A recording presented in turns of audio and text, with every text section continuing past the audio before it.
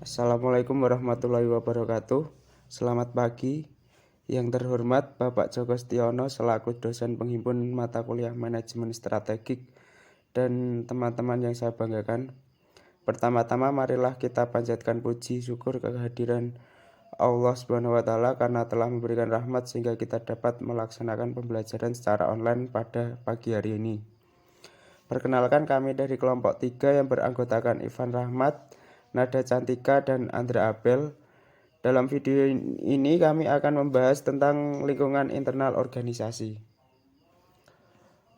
Lingkungan internal sendiri merupakan lingkungan organisasi yang berada di dalam organisasi tersebut dan secara formal memiliki implikasi yang langsung dan khusus pada perusahaan sendiri sesuai dengan konsep masa kini, yang merupakan kumpulan dari berbagai macam sumber daya, kapabilitas, dan kompetensi yang selanjutnya bisa digunakan untuk membentuk market position tertentu.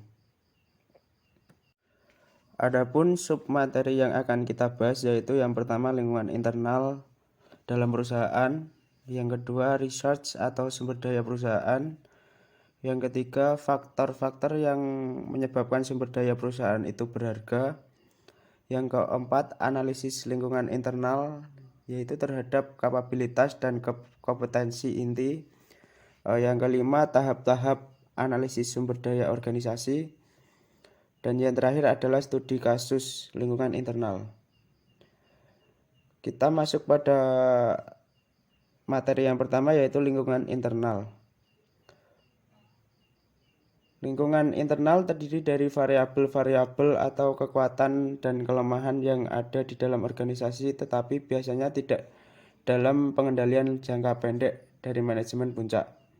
Variabel-variabel tersebut meliputi yang pertama struktur, yang merupakan cara bagaimana perusahaan diorganisasikan yang berkenaan dengan komunikasi, wewenang, dan arus kerja.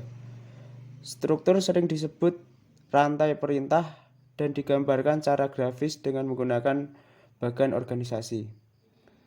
Variabel yang kedua yaitu budaya, yang merupakan pola keyakinan, pengharapan, dan nilai-nilai yang dibagikan oleh anggota organisasi.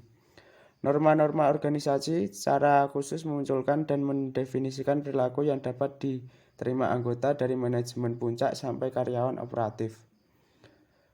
Kemudian variabel yang ketiga yaitu sumber daya, yang merupakan aset atau bahan baku bagi produksi barang dan jasa organisasi. Aset itu meliputi keahlian orang, kemampuan, dan bakat manajerial, seperti aset keuangan, fasilitas pabrik dalam wilayah fungsional. Tujuan utama dalam manajemen strategik adalah memadukan variabel-variabel internal perusahaan untuk memberikan kompetensi unik yang menunjang perusahaan untuk mencapai keunggulan kompetitif secara terus-menerus sehingga menghasilkan laba. Kemudian kita masuk pada sumber daya perusahaan atau research.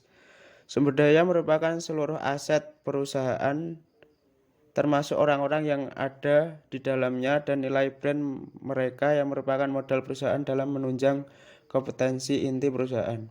Sumber daya merupakan input ke dalam perusahaan produksi suatu perusahaan seperti modal, peralatan, kemampuan karyawan, nama brand, keuangan, dan manajer berbakat.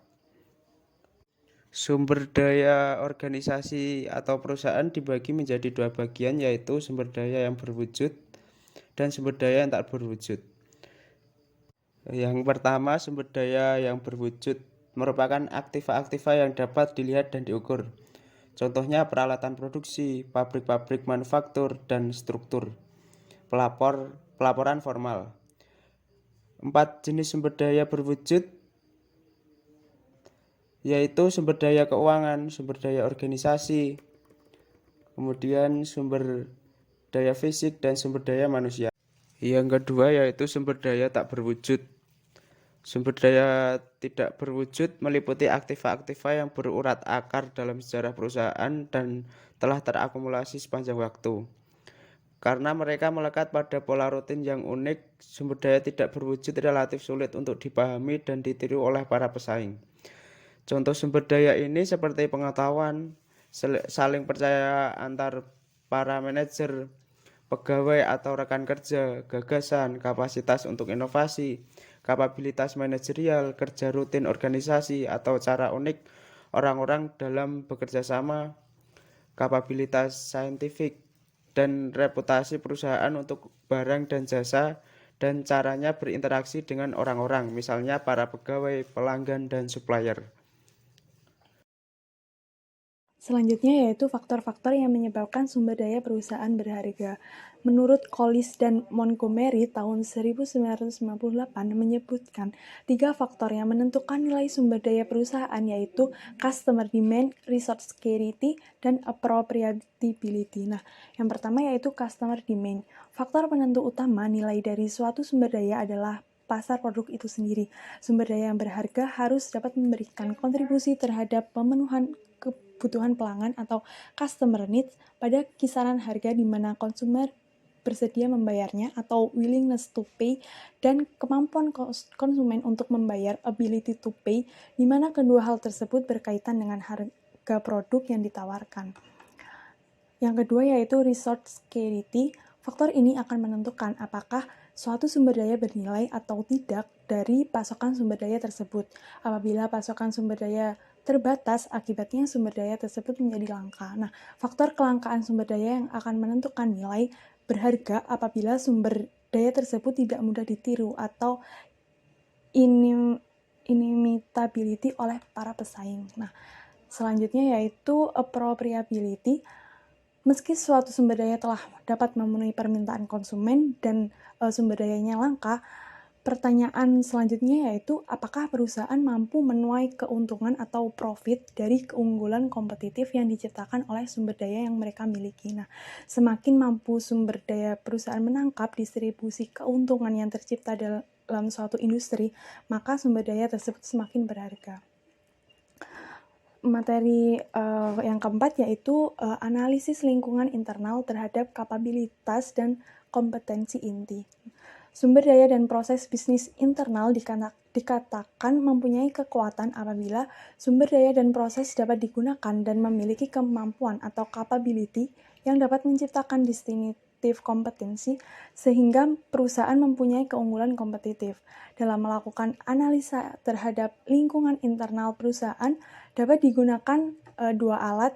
Yang pertama yaitu analisis rantai nilai industri atau industry value chain analysis. Nah, rantai nilai ini menunjukkan kumpulan aktivitas yang saling berkaitan dalam proses penciptaan nilai dalam suatu industri, mulai dari mendatangkan bahan baku sampai dengan pendistribusian produk ke tangan konsumen terakhir. Fungsinya untuk menilai apakah perusahaan sudah berada pada jalur rantai nilai yang tepat dan kompetitif dibandingkan dengan pesaingnya. Nah, tepat tidaknya suatu perusahaan berada di jalur rantai nilai dapat dilihat dari biaya dan margin yang digunakan dibandingkan dengan perusahaan lainnya dalam industri Materi yang yang sama. kelima yaitu tahap-tahap analisis sumber daya organisasi.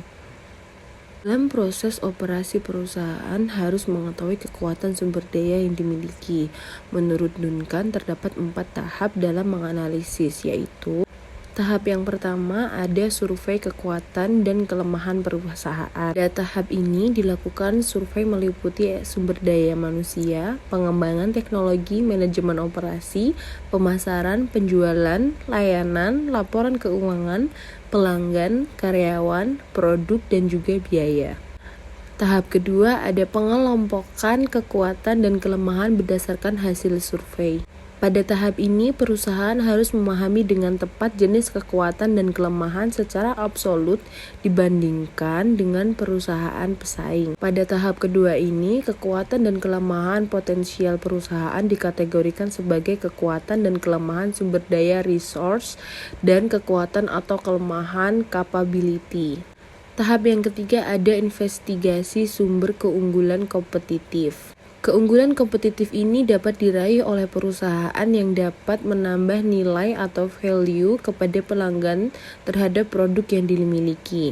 Nilai tersebut dapat berasal dari adanya kepemimpinan biaya cost leadership, yaitu barang atau jasa yang dijual perusahaan mempunyai kualitas yang sama dengan pesaing, tetapi harga yang diberikan lebih murah.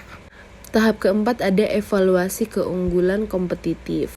Berdasarkan berbagai kekuatan dan kelemahan yang dimiliki pemaruh bagi pencapaian keunggulan kompetitif maupun penyebab terjadinya kerugian, selanjutnya dibuat aplikasi strategi. Apakah perusahaan akan menggunakan strategi diferensiasi atau kepemimpinan biaya? Semua ini dilakukan dengan memperhatikan kekuatan dan kelemahan sumber daya yang dimiliki oleh perusahaan. Materi yang keenam adalah contoh studi kasus lingkungan internal. Nokia adalah perusahaan asal Finlandia yang sempat menjadi perusahaan telekomunikasi terbesar di Finlandia dan dunia. Pada tahun 1865, Fredrik Idestam mendirikan perusahaan penggilingan kayu yang bernama Nokia. Kata Nokia sendiri diambil dari nama sebuah komunitas yang tinggal di Finlandia Selatan. Kemudian pada sekitar tahun 1950, Nokia mulai membangun divisi elektronik karena Nokia memandang bahwa industri elektronik menjanjikan masa depan yang cerah. Pendirian divisi ini adalah awal mula terjunnya Nokia ke dalam industri telekomunikasi. Sayangnya, era kejayaan Nokia saat ini sudah mulai memudar. Saham Nokia semakin turun, berbeda dengan S&P 500, Nasdaq, dan Dow Jones. Nokia juga melakukan pengurangan pegawai dan penutupan kantor dan juga pabriknya, termasuk pabrik Nokia yang terletak di Finlandia. Jadi saat ini tidak ada lagi produk Nokia yang dibuat di Finland, negara asal Nokia. Dilihat dari kasus tersebut, penyebab kegagalan Nokia dalam lingkungan internal yaitu absennya produk yang populer terlalu lama sehingga menurunkan pamor Nokia dan tergantikan oleh pesaingnya. Nokia terlalu fokus mengembangkan Symbian tanpa memberikan inovasi yang berarti. Nokia tidak fokus pada pengembangan hardware ataupun saja usaha Nokia untuk mengembangkan software Symbian Amigo malah membuat Nokia tidak fokus. Strategi mengganti Symbian dengan Windows 8 Microsoft tidak berhasil dan membuat hasil R&D Symbian yang telah memakan banyak biaya. Keputusan board CEO lamban dalam menyikapi tren terbaru, birokrasi yang kompleks, dan divisi yang gemuk menyebabkan pengambilan keputusan yang relatif lama. Selain vendor ponsel, Nokia juga merupakan vendor penyedia jaringan infrastruktur lewat NSN Nokia Siemens Network. Kadangkala ponsel yang dihasilkan mengikuti produk teknologi yang diciptakannya, namun kurang mengakomodasi dari produk teknologi vendor jaringan infrastruktur yang berbeda.